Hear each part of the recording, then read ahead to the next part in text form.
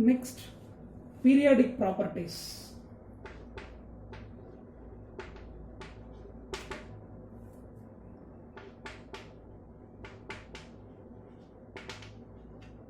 So we can say periodicity in properties or simply periodic properties. So as we told already, properties of elements will be repeated at regular interval in modern periodic table. It is called the periodicity. So what are the properties we are going to discuss? So what are the properties which will be repeated at regular intervals? So periodicity in properties will be discussed now. Five common properties are going to be discussed. One is atomic radius. Number 2, ionic radius.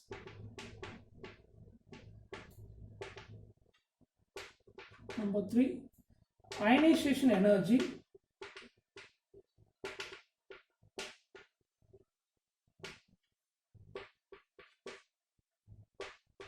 Number 4, electron affinity or electron gain enthalpy.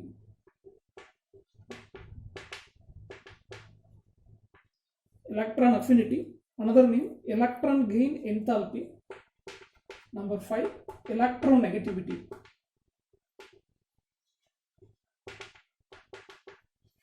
So we are going to study the variation of these properties in modern periodic table.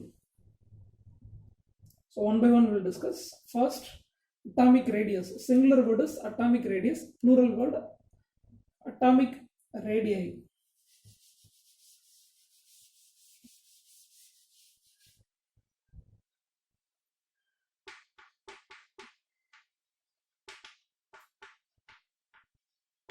So this is plural word, radii.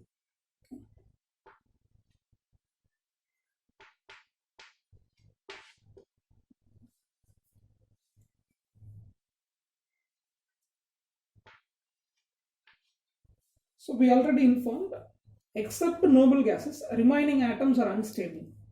When you take modern periodic table, 118 elements present, except noble gases, remaining elements are unstable. So it is difficult to find the atomic radius. The definition of atomic radius is distance between the center of the nucleus and the outermost cell of an electron. Take the simplest element, hydrogen. Hydrogen having the atomic number 1. So one proton is present inside the nucleus, one electron is present outside the nucleus. Electronic configuration 1 is 1. So atomic radius is nothing but distance between the center of the nucleus and the outermost electron. So this is called the atomic radius. And to take lithium, there are 2 cells in lithium.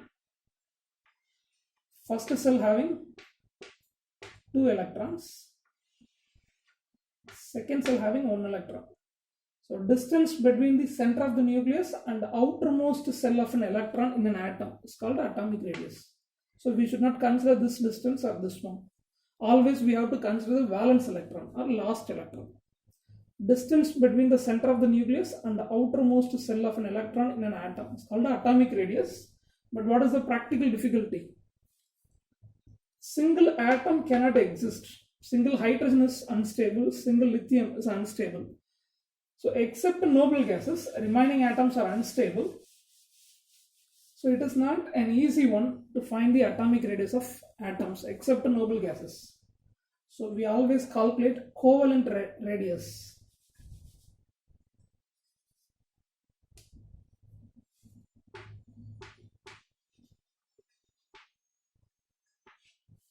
We know that single hydrogen is unstable, but 2 hydrogen atoms mutually sharing the electrons to form a covalent bond. So when you take first hydrogen, it has an electron. Second hydrogen is also having an electron. So mutually, both the hydrogen atoms are sharing the electrons. It forms a covalent bond. So in this case, Using the X-ray diffraction techniques, we can calculate internuclear distance between the two nucleus. First hydrogen and the second hydrogen, both the hydrogen atoms having the nucleus. The internuclear distance is denoted as small d. Okay. So for homonuclear diatomic molecules, this is a H2 molecule. Like this, you can take O2, N2, F2, Cl2, Br2. So any one homonuclear diatomic molecule can be considered. Internuclear distance can be calculated easily with the help of X-ray diffraction techniques. Okay, so the internuclear distance is calculated between the hydrogen atoms and H2 molecule. So DHH, like that we may write.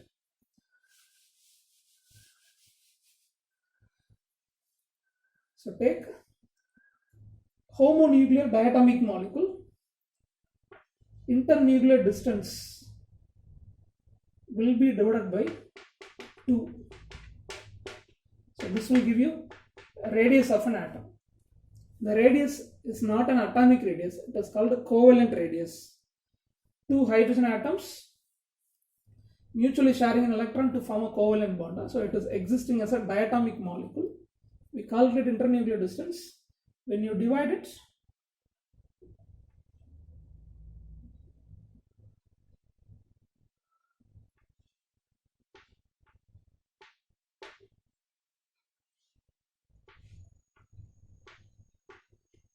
so this is internuclear distance. When you divide it by 2, you will get radius.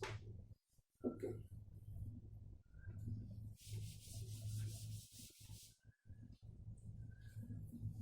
Example, calculate the covalent radius of chlorine atom. So we know that a single chlorine is unstable. It is always existing as chlorine molecule. So internuclear distance between the chlorine atoms and Cl2 molecule is 0.98 angstrom. Then what is the covalent radius of chlorine?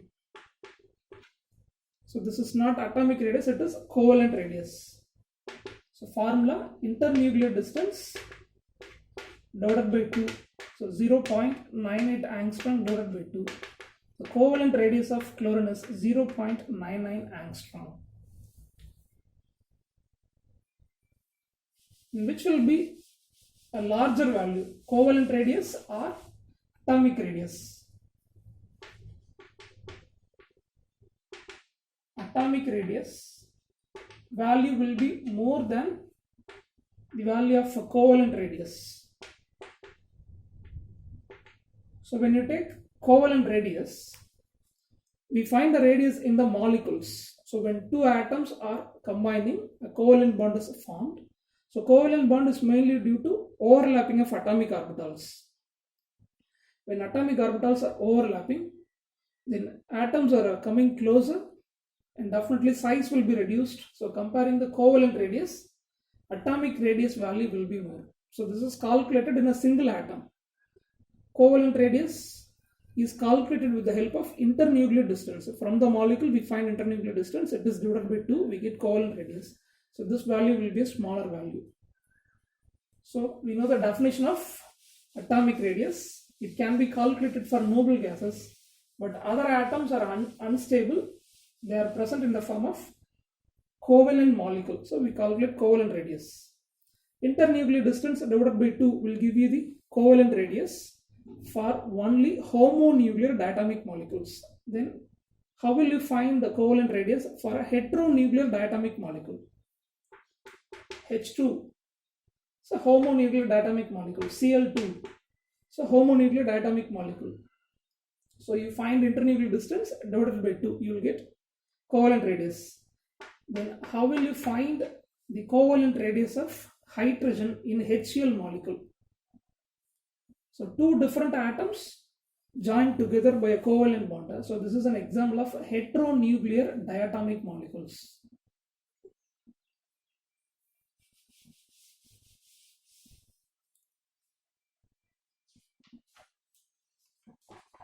So to find the covalent radius of atoms in heteronuclear diatomic molecules, the scientists Shoemaker and Stevenson have given a mathematical formula. Internuclear distance between the heteroatoms is equal to the sum of radius of first atom, radius of second atom minus 0.09 multiplied by difference in the electronegativity. So using this formula, we can find the covalent radius of individual atoms. For heteronuclear atoms, we have to use the formula. For homonuclear diatomic molecules, find the internuclear distance and divide it by 2. But for heteronuclear diatomic molecules, we have to use the formula to find the covalent radius. And here D represents internuclear distance between two different atoms. You can take hydrogen chloride. So both are different atoms. These two atoms combine together by a covalent bond. So distance between these two atoms, internuclear distance,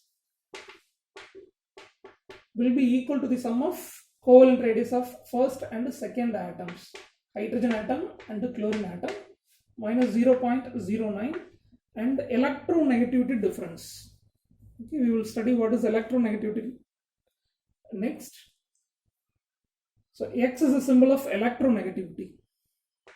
XCl minus XH. Usually element or atom with more electronegativity will be written first. Okay. So from the formula, atom A having more electronegativity. The same way, comparing hydrogen, chlorine has more electronegativity. So XCl minus XH. So we have to get a positive value so that electronegativity of chlorine is written first. So this formula is useful to find the covalent radius of atom in a heteronuclear diatomic molecule. So we take HCl, it is an example of a heteronuclear diatomic molecule. The question is calculate the covalent radius of hydrogen, so that they have given these two values and the electronegativity also. So internuclear distance between the hydrogen and the chlorine atoms in HCl molecule is 1.28 angstrom. We don't know the covalent radius of hydrogen. The covalent radius of chlorine is given as 0.99 angstrom minus 0.09. The electronegativity values I have given. For chlorine, electronegativity value 3, for hydrogen 2.1. So radius of hydrogen is equal to 0.317 angstrom.